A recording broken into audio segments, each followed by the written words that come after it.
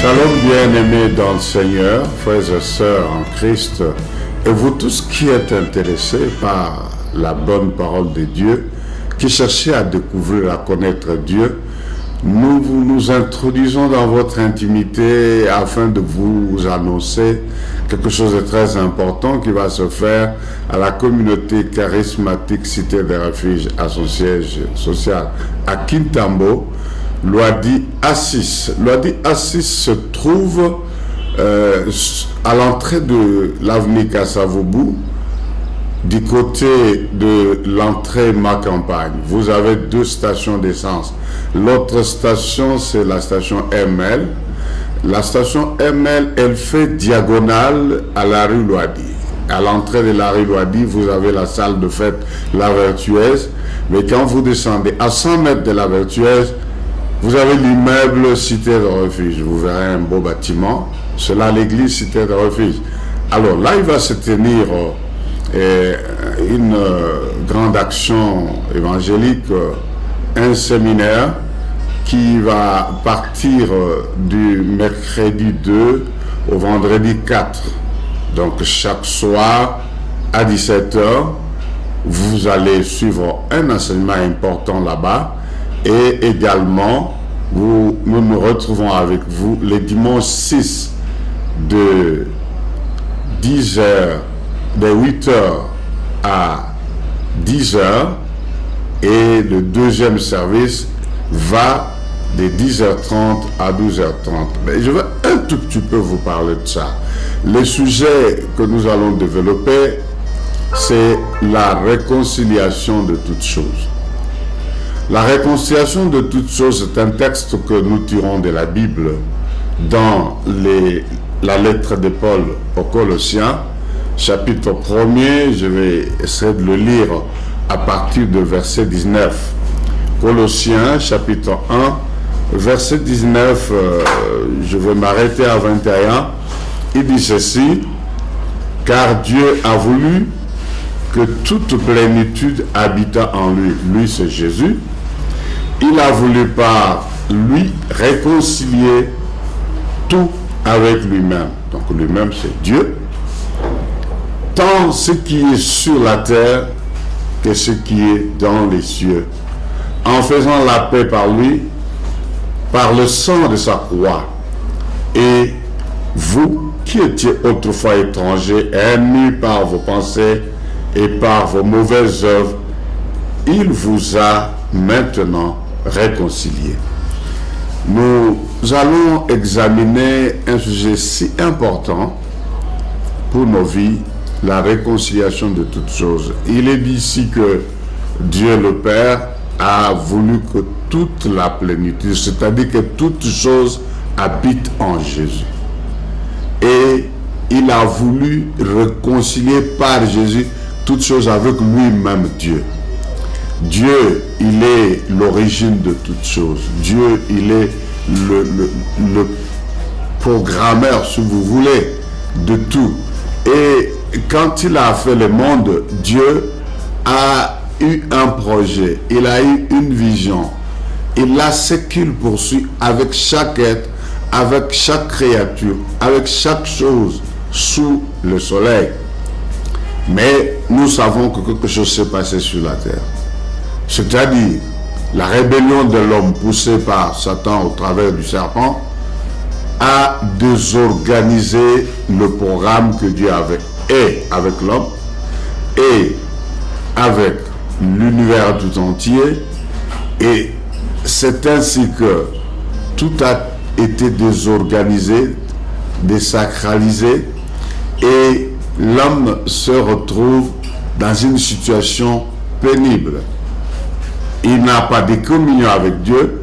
Non seulement il a perdu la communion avec Dieu, mais aussi il a perdu la vision de Dieu.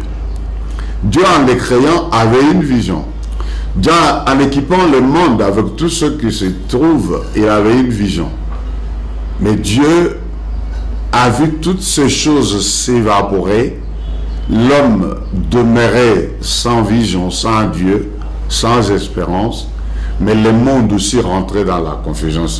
Avec raison que Paul, lorsqu'il s'adresse aux Romains, il leur dit que la nature, la création, soupire après la révélation du Fils de Dieu. Ceci pour dire que la nature, la création, a besoin que des fils de Dieu soient manifestés. Parce que depuis que les deux ordres est entré, la création elle-même, elle a perdu son sens. Et elle n'a pas de raison d'être.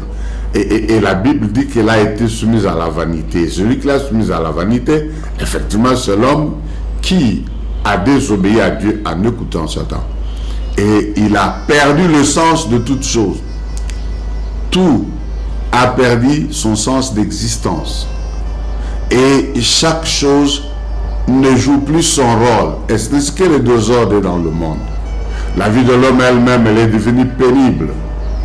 Et la conséquence, c'est que c'est le désordre, c'est la misère, c'est la confusion, c'est la domination des uns sur les autres. Mais en fait, derrière la domination des hommes par les hommes, c'est plutôt la domination du diable. Celui qui domine les autres est aussi dominé pour se détruire et se perdre lui-même.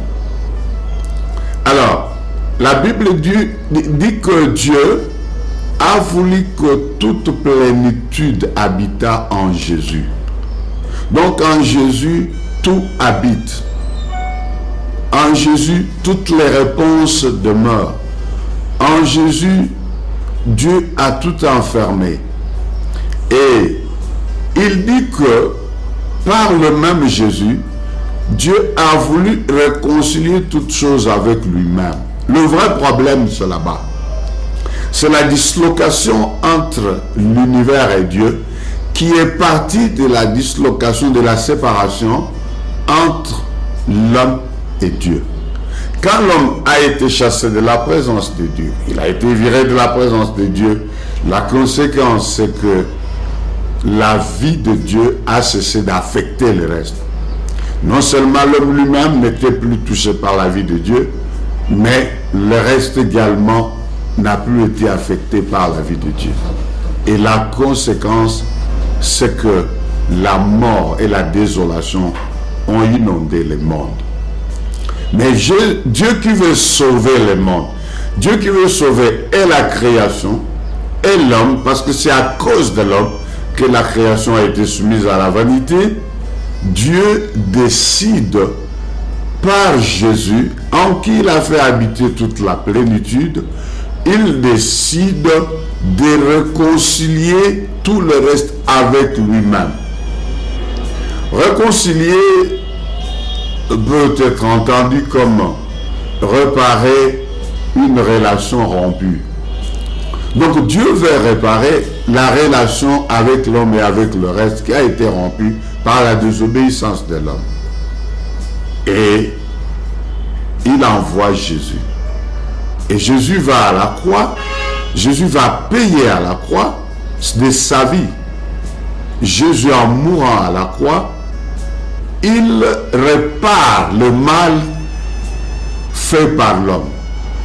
Et en réparant ce mal, il rapproche l'homme de Dieu. Donc Jésus, à la place de l'homme, se rapproche de Dieu. En subissant le châtiment, Dieu pardonne le mal qui a été fait, il l'expie et Dieu accepte l'homme. C'est ainsi qu'au nom de Jésus, tout homme peut rapprocher Dieu, tout homme peut se réconcilier avec Dieu. Mais ici, vous verrez que le texte dit qu'il a voulu réconcilier toutes choses. Donc, il ne réconcilie pas seulement l'homme, mais il réconcilie toutes choses. En d'autres termes, tout ce qui avait été affecté par la désobéissance de l'homme, par le péché de l'homme, devient réconcilié avec Dieu. J'aimerais vous permettre de comprendre, mais je vous dis ceci en résumé pour vous inviter, vous mettre l'eau à la bouche et vous créer la soif afin que vous veniez écouter ces choses dans les profondeurs. Mais j'aimerais vous dire ceci. Lorsque l'homme a été viré de la présence de Dieu, l'homme a perdu toutes les faveurs du ciel, tous les avantages de Dieu, mais aussi a empêché à chaque créature de jouer son rôle, parce que Dieu les avait créés selon l'ordre que lui a établi, selon l'ordre qu'il avait prévu autour de l'homme et par l'homme. Et quand l'homme lui-même n'a plus de relation avec Dieu, la création aussi se retrouve sans relation avec Dieu. La création est affectée par la désobéissance.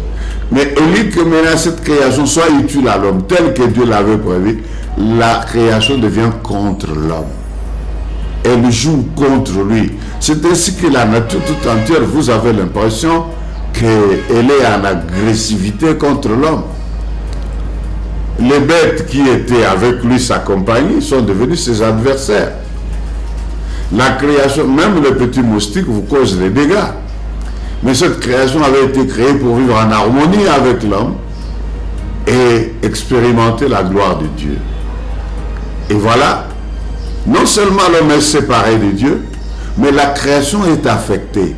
L'homme ne peut pas jouir de ce que Dieu a prévu, des avantages que Dieu a prévus pour sa vie ici-bas, selon qu'il avait dit, faisons l'homme à notre image, selon notre ressemblance, et qu'il domine. L'homme a perdu ça. Il a non seulement perdu l'image de Dieu, mais il a perdu aussi la domination en tant qu'image de Dieu.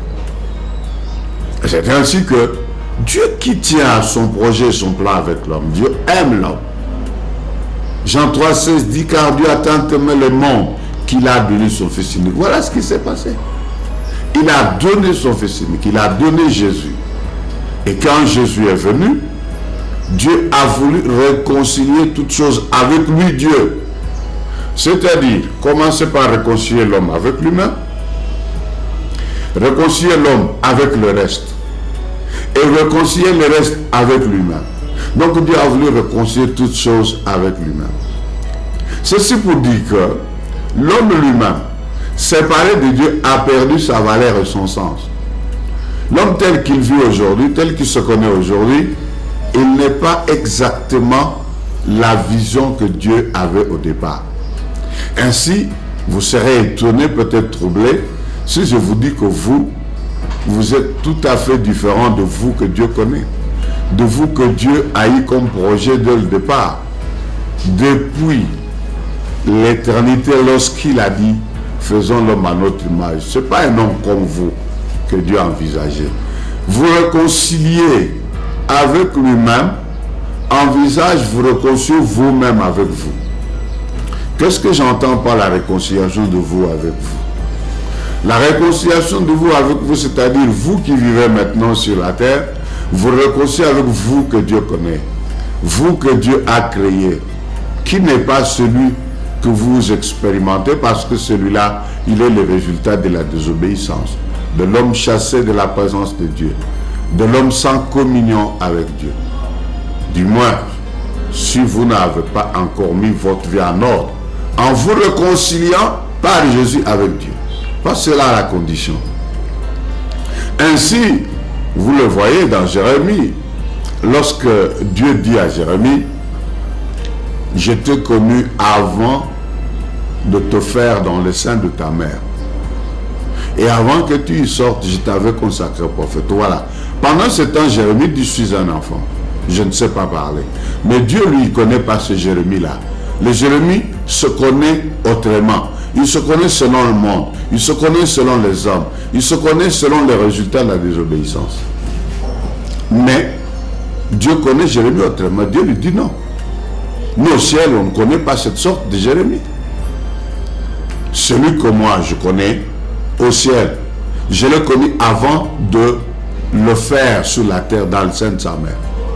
Celui-là, je l'avais même déjà au sortir du sein de sa mère consacré. Donc il ne savait pas qu'il était consacré prophète, parce qu'il avait la vision d'un homme non réconcilié. Donc il dit, il a voulu par Christ réconcilier toutes choses avec lui-même, Dieu. Et c'est ainsi que lorsque l'homme se réconcilie avec Dieu, l'homme se réconcilie avec lui-même. L'homme rencontre la vision céleste de Dieu. Et toutes les autres choses, à cause de l'homme, qui les avait entraînés à la vanité, Dès l'instant que l'homme se réconcilie avec Dieu, étant donné que en Jésus, Dieu s'était réconcilié avec le reste n'attend que notre réconciliation.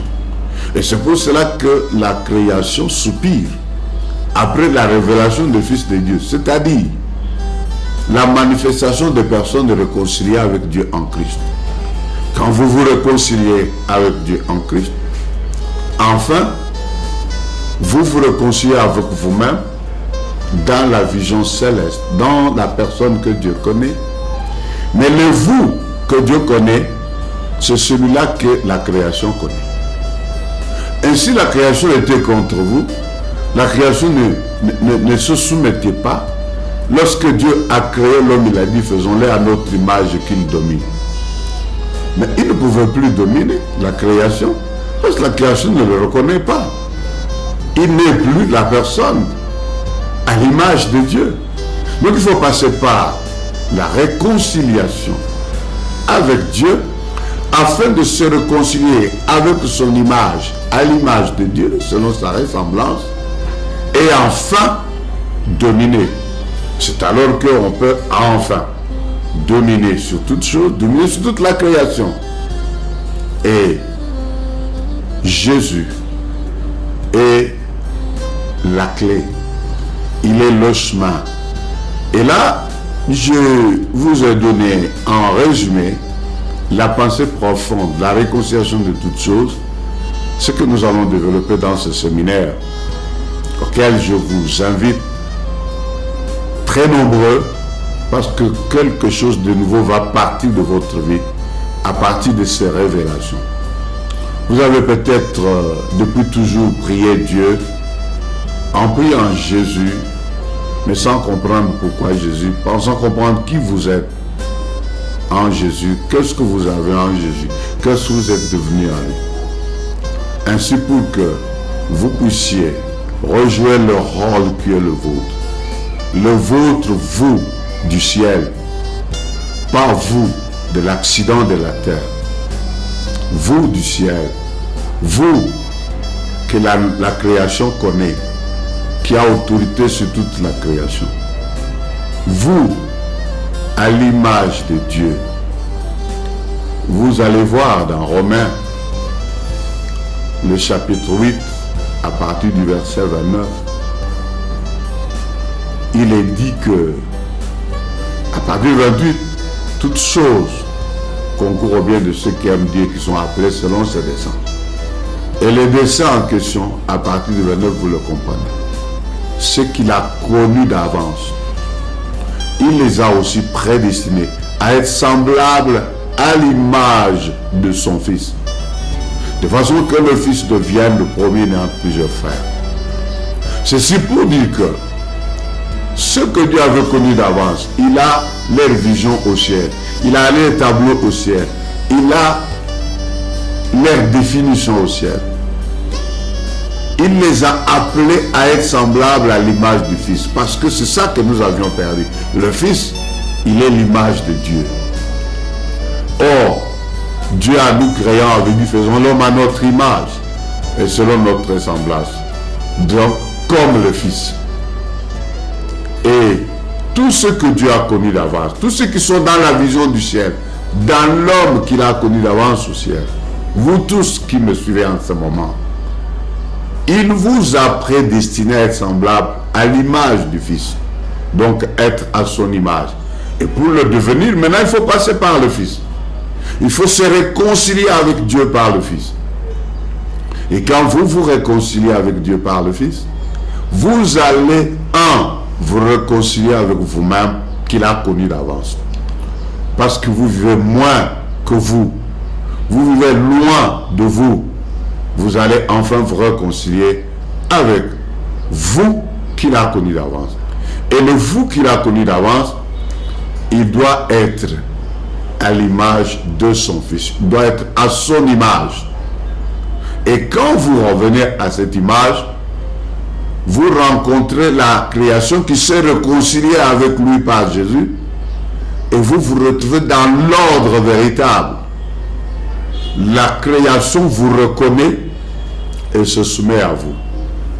Rappelez-vous de ce que les démons avaient dit aux 7 fils de Séva qui ont voulu les chasser au nom de Jésus. Ils ont dit au nom de Jésus que prêche Paul sortait de cet homme. Les démons ont dit Jésus, nous le connaissons, et Paul aussi. Vous voyez, même les démons le savent. Mais vous, d'où venez-vous? Ils ont copieusement tabassé ces fils qui étaient 7, mais ces démons qui étaient dans un individu, mais qui étaient nombreux, ont dû maîtriser 7 fils, des hommes, et les ont copieusement tabassés. Ceci signifie que même les démons, tant que vous n'êtes pas dans la réconciliation de toutes choses, ne vous hasardez pas à aller les provoquer. Ne vous aventurez pas à aller porter atteinte à leur domaine. Il n'y a que ceux qui se sont réconciliés avec Dieu par Jésus qui ont retrouvé non seulement l'image, mais l'autorité de l'image. Et nous allons vous démontrer ces choses et je vous rassure qu'après ce séminaire, vos vies ne seront plus jamais les mêmes. Parce que vous aurez compris quel est le secret du rétablissement. C'est ce que le Seigneur également a appelé dans ses enseignements le rétablissement de toutes choses. C'est-à-dire rebâtir les choses telles qu'elles étaient dans la pensée du départ. Vous avez besoin de redevenir vous dans la vision de Dieu. Vous menez une vie qui est de loin inférieure à la réalité de Dieu dans vous que Dieu connaît. Parce que c'est vous c'est lui qui vous a créé. Donc le vous que Dieu connaît, vous ne pouvez le redevenir que par la réconciliation avec vous dans la relation rétablie, la relation brisée, rétablie avec Dieu par l'œuvre de Jésus à la croix. Ainsi, dit-il, qu'il a voulu réconcilier toutes choses avec lui-même par Jésus le Christ.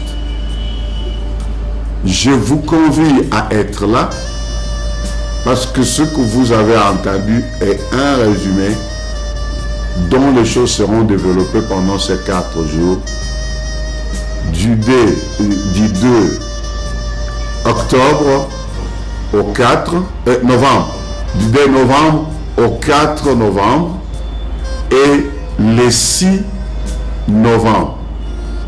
2 novembre au 4 novembre, ça sera chaque jour à 17h. Et le 6 novembre, nous avons 2 services. Le premier de 8h à 10h, le deuxième de 10h30 à 12h30. Que vraiment le Seigneur vous bénisse. À nous revoir à ce programme et je vous souhaite une grande bénédiction, une grande réconciliation avec toutes choses, c'est-à-dire Dieu, vous avec vous, la création et tout l'univers. Que Dieu vous bénisse.